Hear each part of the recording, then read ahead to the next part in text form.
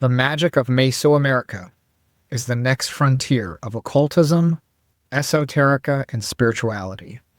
In particular, the mystical traditions of the Maya, both ancient and contemporary, have powerful insights to offer us in the modern day. Insights that could change your spiritual path forever.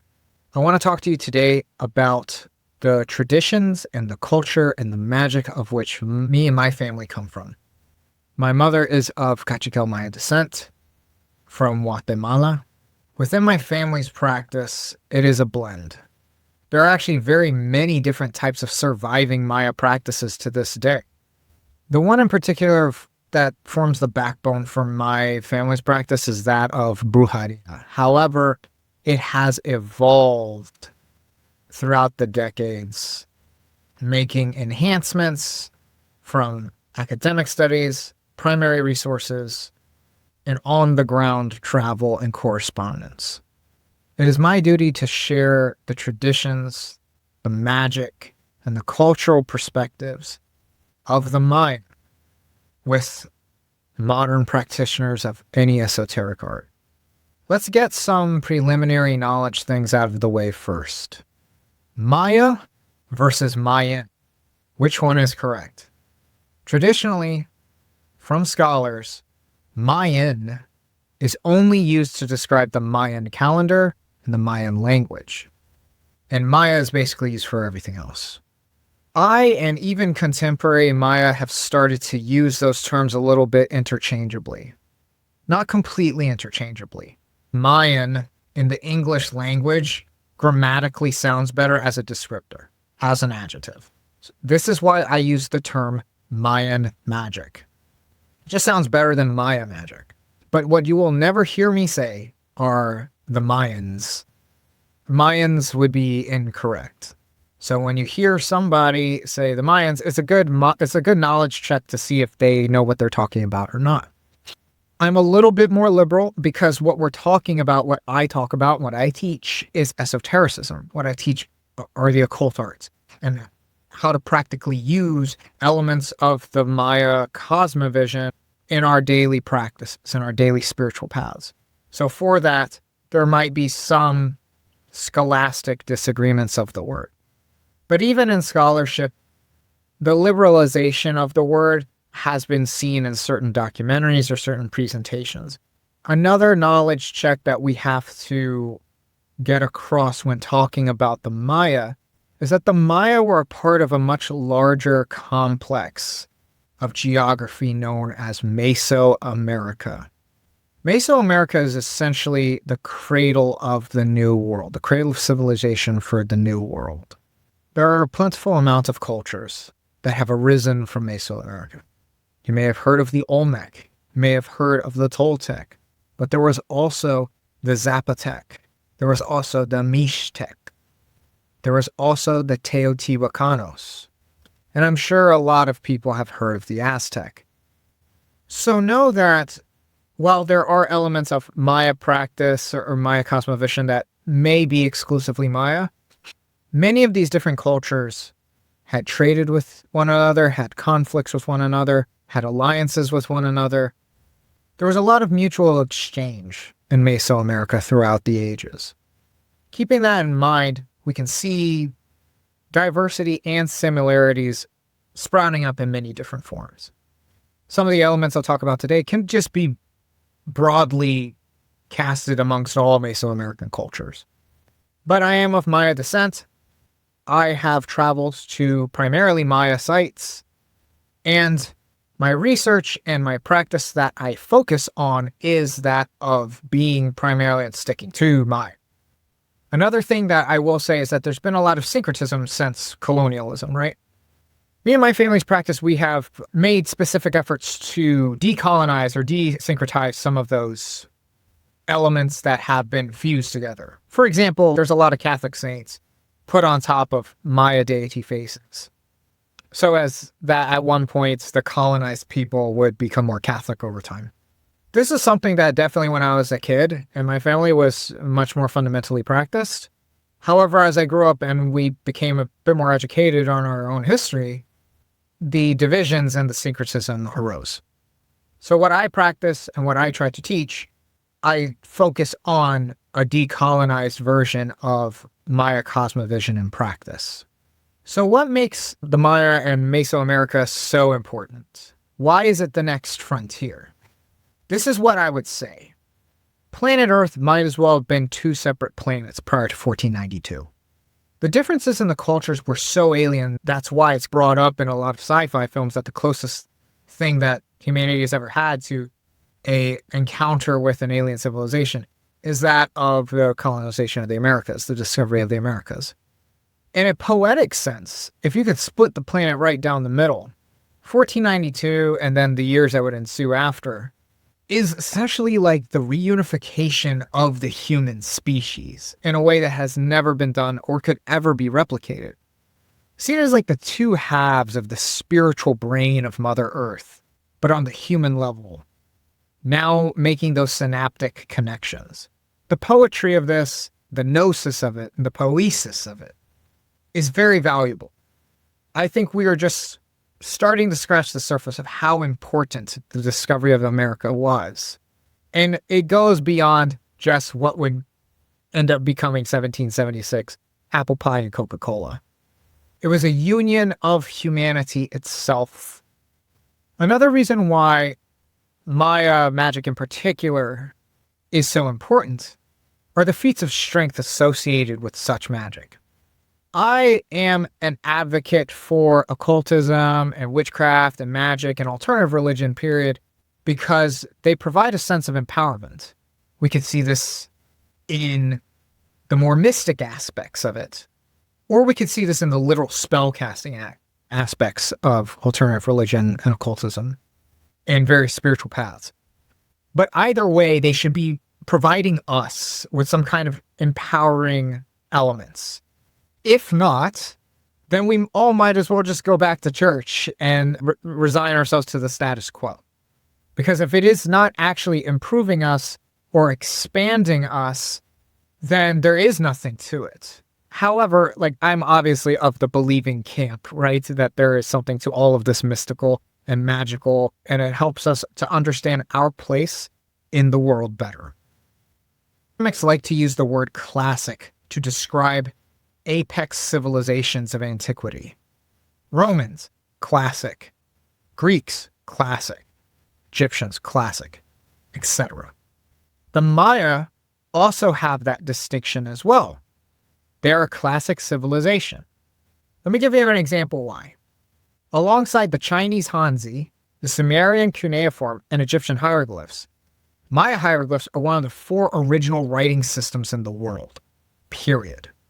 The elegance and compact nature of communication found in the hieroglyphs is something that could only be found in a classic apex civilization. The civilization itself, with cities ranging into tens of thousands to hundreds of thousands in population, is another testament to the infrastructure of the classic civilization of the Maya. Their achievements in astronomy, mathematics, and even sanitation, farming, and other aspects of life are testaments to just how progressive that their daily cosmovision was. Another example is this. There are approximately 120 to 140, debating on how you count them, pyramids in Egypt. That is largely what we are going to find, and we're not going to find much else. If we ever found anything, it's not going to be substantial. This is because of the way that archaeologists can survey deserts. We basically found all that we can in the desert. However, we are making daily discoveries in Mesoamerica. This is because of the terrain being different.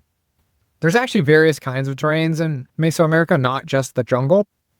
But currently, there are more than 10,000 and counting pyramids being discovered in Mesoamerica. Mesoamerica was the pyramid metropolis. There's no place on Earth that has an amount of sacred structures that could compete, at least in quantity. I would also argue in quality, but just know that I'm a little biased. Can't deny that some of these ruins like Palenque look like some of the best things on Earth, though. Another testament to the power of Mesoamerican magic, and particularly the Maya, is their survivability and revivability. Many people don't know this, but The colonization of the Americas that killed 150 million people was not the only genocide that took place.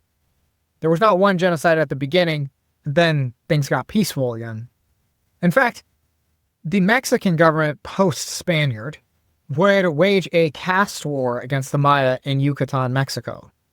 In the latter half of the 20th century, the Guatemalan government would launch a genocide against the Maya people, killing over 200,000 of them. Now, the testimonies of Maya daykeepers and other Maya authorities suggest that during the genocide, a series of rituals was conducted to help end the genocide. The ceasefire began after Rigoberta Menchú received the Nobel Peace Prize for her book, would chronicle the happenings in Guatemala as a genocide and not some kind of anti-communist operation, which that is what the government labeled it as. To paint this in a proper scale, these were farmers, armed at most with small arms fire. Small arms as in the equivalent of modern M4s, maybe. They did not have the most up-to-date technology. They did not have the most up-to-date weaponry. They were fighting the Guatemalan government, which at the time was an apex military. In fact, today it still is. U.S. military special operations forces cross-trained with what are known as the Parachute Regiment or the Caibiles of Guatemala. These Guatemalan Army shock troops were cross-training with British SAS and U.S. Special Operations Forces. They were just as modern and as well equipped as any other first world country. The odds of beating this kind of force were astronomical. Now, obviously, they got politics involved, but just the fact that anybody survived these mass disappearances, mass kidnappings, mass public executions, and mass human rights abuses, that is a miracle. And that's what magic does. It provides miracles when it needs to happen. In the modern day, the daykeeper tradition, simply the daykeeper tradition, has 8,000 registered daykeepers. These are authority figures. These are not simply followers. There are not many mystical traditions that can claim that kind of number of authority figures, and obviously there are more followers than there are authority figures. But that should speak to the efficacy of modern Mayan magic, that it could support such a structure of mystical traditions. Take the Golden Dawn, for instance, and how the Golden Dawn and others like it dissolved after a certain number of years. These magical traditions and their structures are hard to hold on to for various reasons. Now I want to give you a rundown of the main types of Mayan magic. Academia categorizes Mayan magic and Mesoamerican magic and religion into 5 main categories. I will say that as a practitioner of the esoteric arts, I actually have identified factors that extend the categorization as opposed to the academic 5. However, I believe that academia actually has a good starting point for us to branch out into. For the sake of this video, we'll cover the 5 that are recognized by academia and that are practiced to this day. They make up a backbone of my practice, my family's practice as well. Number 1 would be deity worship. This is your ideal, classic, pantheonic worship of deities that personify forces of nature, at least in their lowest aspect, forces of nature, and really in higher aspects, embody universal concepts. The second would be ancestral veneration or ancestral worship. In the Mesoamerican context, yes, we honor the ancestors that are very immediate to us, those who have passed. But what is unique about Mesoamerica is how they regarded royalty. Whereas almost like the royal kings and queens of classic Maya and post-classic Maya society were essentially like patron mascots, divine intermediary mascots for divine wars. I like to think of it as like a pre-Columbian NFL, and the kings and queens were the mascots and were the ones going to war for the people. Third would be shamanism. Shamanism is one's relation and practice of relating to the spiritual realms. that are adjacent to the physical world. So the practices of journeying and aligning with spirit animal totems, also known as coessences in Mesoamerica. But there's many more facets to shamanism as well. The fourth would be animism. Yes, this is the belief that everything has a living spirit. However, in Mesoamerica, it has a very distinct flavor as well, particularly that of mathematics, whereas math is a living thing. Math is a universal code, and that this code is living, and to come into rightful attunement with the code is to come into rightful attunement with the universe.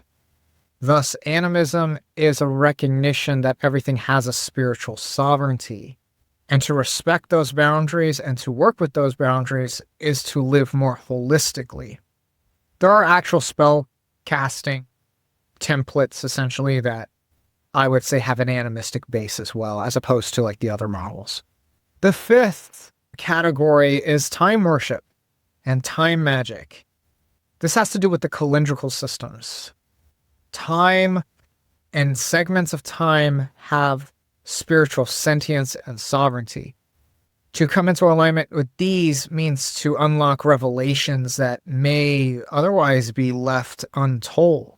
The depth of the calendar system is unheard of across really any other place in the world. While there are many ancient calendars, many accurate ancient calendars, it is the Maya that are regarded as having essentially the best, or the most well-rounded, or the most in-depth calendar systems, plural, of across the ancient world. But even with what I have mentioned today and what we have covered today, it is very easy to see that the depth and diversity of Mesoamerican magic has so much to offer the world and offer Esoterica, period. It would be a very welcome addition to the colorful array of traditions that we have from around the world. A greater commentary might be that, hearkening back to that alienness of the Americas compared to the old world, that if there are similarities between cultures in the Americas, in the ancient Americas, and similarities to cultures elsewhere, the implications of this are vast. These implications are not aliens or Atlantis, but rather there may be some metaphysical mechanics that truly are universal, that they cannot even be bound by space, time, distance, or culture.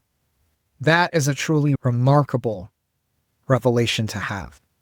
It is my duty to uncover more of these universal mechanics, to really show how amazing not just Maya Esoterica, but all Esoterica is if we share these similarities. We have so much more in common than we do difference. And that which is different should be celebrated.